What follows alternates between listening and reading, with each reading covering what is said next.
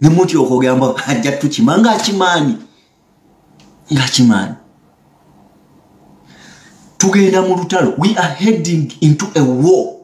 Tetugenda mu vote, tugenda mu war. We are looking for any mistake done by Museveni, a serious mistake which can make us to turn against them.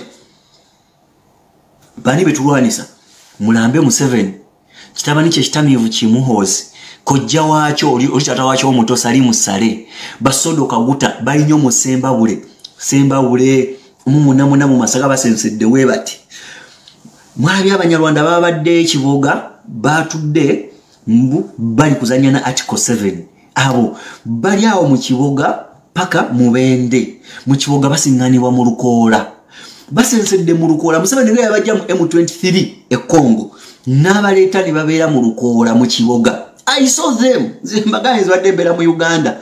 I made my research. I have enough research and I know where they are. Mubende, Mitiana, Lukoola. Bali ku district ezo beba RDC, bebali mu byettaka, bebali mu buli kintu. Abo bonna those other Tutusi Balalo Hima group. Bali ku mwana w'omuddugavu bamutwalaganya. Omwana w'omuddugavu yali kuki? Bali mu TikTok, bali mu kweyambula, bali mu kola bwa malaya, bali mu mwenge, kuwagira Arsenal Man U, kubeera mu bino na biri, kwerumangana. Omwana wa Nambi ali mu kwerumangana, Bampuuga bali mu babitiibwa, Manyoko. Ekitiibwa. Ekitiibwa for what? Ekitiibwa kyo kitugasizaawa.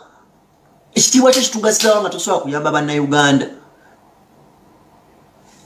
Abo Bampuuga. Why is Mpuuga still standing? Bwanika.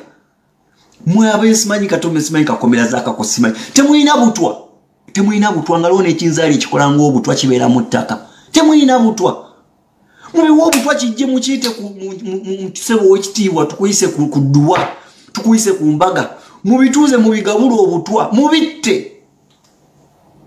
Namwe namwe bannayuganda mubatte. Kill them. Finish their lives. Mpuuga coordinating Museveni gwamuwa abaana b'NUP bonna mu Masaka. So right, oli ku Yugi Update TV kusinza obango otuwuliriza era nkutegeeza okula kyamaanyi nnyo kwekumira ku mayengo ga Yugi Update TV. Abula gwatana tweyongako nkusabakira wansi waliwo ekigambo subscribe kikooneko ojja kubanga osobola bulungi nnyo otweyongako.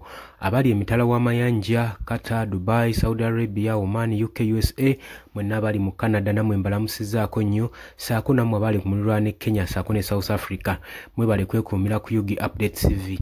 Protest vote ekutte wansi ne waggulu era oba oyina oli mu kitundu kyekyo nga tomanyi ng'olina neighbor otamanyi protest vote kyekitegeeza kimunnyonnyole omutegeeze nti nno muno mukamwe muli obwenkanya munnayuganda bwagenda okufuna oluweerero munnayuganda bwagenda okussiza ku mukka kyetuyita okussa ekikkowe myaka si gyawala osemberedde omwaka gwa 2026 gen elections zinaatera okubeerawo.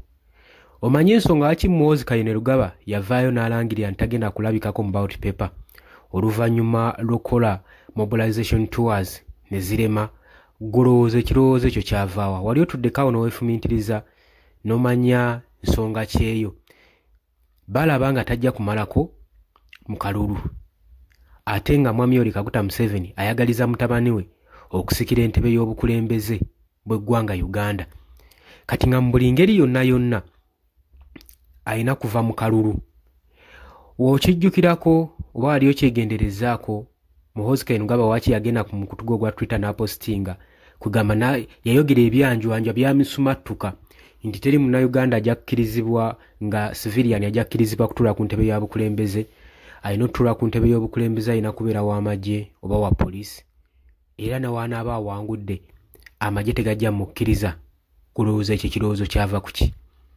kitegeeza waliwo enteekateeka byonna byonna abasajja ajja babyekkaanya waliwo enteekateeka y'okuleeta Muhoozi Kainerugaba forcefully eiza okujja nga wambye obuyinza bwa kitaawe oba omusikisa entebe y'obukulembeze kaakati mu kalulu kano aka protest vote yokka yengeri yokko omuntu gy'asobola okufunamu ku buweerero gwe mukwano gwange ali eyampuliriza.